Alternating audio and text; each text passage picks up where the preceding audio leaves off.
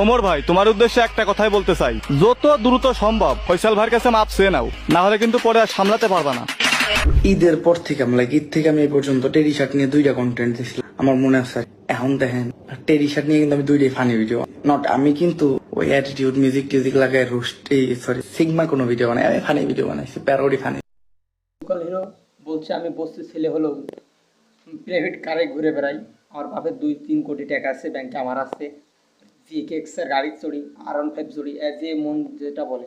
আসলে ভাই তুই যদি এত টাকাই থাকে তুই কিভাবে কেন ভিডিও করতে গেলি? তুই ঘুরে বেড়া, টাকা ওরা এ টাকা ও টাকা মদ খা, এ টাকা টাকা নষ্ট কর, তুই ভিডিও করে কিভাবে টাকা ইনকাম করতে গেলি? আমি বস্তি ছেলে ছাব্বিশ ছেলের প্রাইভেট কারে ঘুরে বেড়াই, একটা কিনেছি আর একটা অর্ডার দিয়ে থুইছি। বাংলাদেশের কোন মডেলের সুপার বাইক আমার নেই? পালসার GSX R15 RX100, এটা ভালো লাগে সেটা কিনে আমি চালাই বেড়াই। আমি বস্তি ছেলে ছাব্বিশ ছেলে, আমার অ্যাকাউন্টে 1 কোটি টাকা ধরে থাকতে পারে, বাপের ধরে 10-12 কোটি টাকা ব্যবসা বাণিজ্য আমার বাদ দিয়ে ধুতে পারে, তারপরে ধরে আমি বস্তির ছেলে হই। তা আমার মতন বস্তির ছেলের সাথে মেয়ে বিয়ে দেওয়ার জন্য বাংলাদেশের 10 কোটি 9 কোটি বাপ আর মা রাজি থাকে। এবারটা ভাই তুই নিজের দাম নিজে বাড়ায় ফেললি, কিন্তু তোর জন্য যে বাংলাদেশের 500 কোটি মা বাপ যে বসে রয়েছে তাদের মেয়েকে তোর সাথে বিয়ে দেওয়ার জন্য এসেছিল, এটা কি আসলে ঠিক কি জানি না, কিন্তু তুই যে একটা মেলটার পাগল হয়ে গেছি এটা অবশ্যই আমি ঠিক বুঝে ফেলছি। আমরা কিন্তু সোশ্যাল মিডিয়ার আগে আসার ভাইরাল ভাই, আমরা অলরেডি এই রাজনীতির মাঠ, শয়তানের মাঠ, এই থানা পুলিশের কাছে আমরা বহুত আগের ভাইরাল। এলাকার মানুষ জানে আমরা কোন মেন্টালিটি, কোন মন মানসিকতা আসলে চলি। বুঝলেন, এই ভিডিও করে খাওয়া লাগবে এরকম কোনো মানে মন মানসিকতা আমাদের না। সে বলছে ভাই আমি ভিডিও করে কোনো টাকা ইনকাম করার জন্য আমি মিডিয়ায় আসিনি। তাহলে ভাই কিসের জন্য করছিস? এত ভিউ, হাজার হাজার ভিউ কামানোর জন্য কিসের জন্য আসছিস?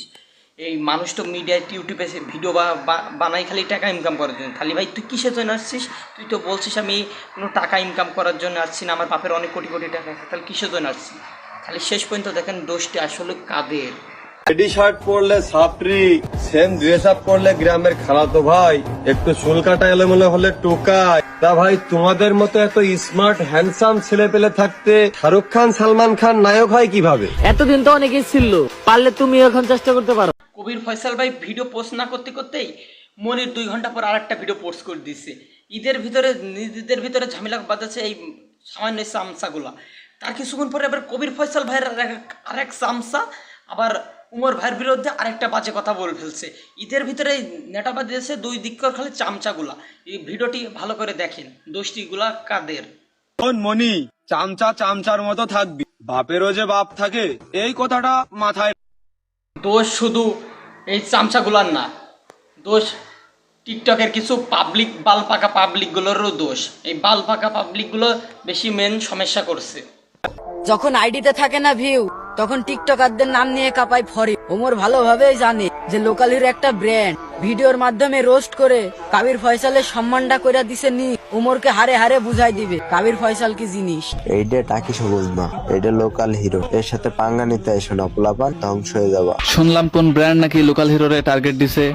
আসলে টার্গেট দেয়া কোনো বাল হয় না, সিংহাসনে সিংহ বসলে আর কেউ কথা কয় না। এটা প্রিন্স মোমিনুল কিংবা টাকি সবুজ না, এটা লোকাল হিরো, তাই বিড়াল হয় সিংহের সাথে লাগতে যেও না, সকালে এই বুকাসুদাগুলো কার সাথে কার তুলনা দেয়। আবার শুনছি কবির ফয়সাল ভাইয়ের কাছে উমর ভাই মাপ চাইছে। এই কিরা মানুষের খেলে নেটা বাদে দিতে পারে, আর কিছু না, এগুলো সবগুলোই মিথ্যা।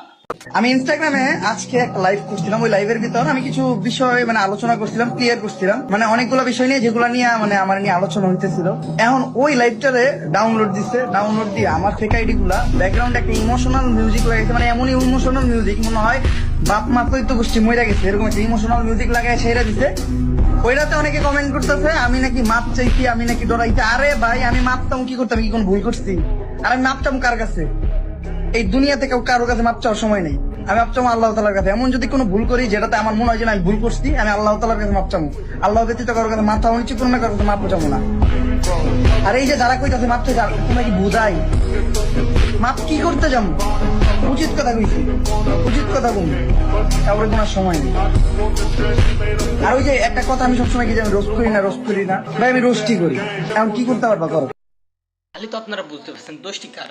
এখানে বালপাকনা মরিরেরও দোষ না, এখানে কবির ফয়সাল ভাইয়েরও দোষ না, এদিকে উমর ভাই না। উমর ভাই তো আমি বলছি আমি ভুল করিনি, আর ভুল করলেও মাপ চাবো খালি একমাত্র আল্লাহর কাছে, আর কারোর কাছে না, মাথা নিচু করবো না। এন দোষটি কারোরই না, এন বাল পাকনা কিছু টিকটকের দোষ আর সাধারণ কিছু পাবলিকের দোষ। এরা মানসিকে নিয়ে খালি বিরুদ্ধে কথা বলতে পারে। আপনারা তো সবাই দেখলেন এর দোষটি কার। শেষ পর্যন্ত ভিডিওটি ভালো লাগলে অবশ্যই একটি সাবস্ক্রাইবার করে দিয়ে যাবেন।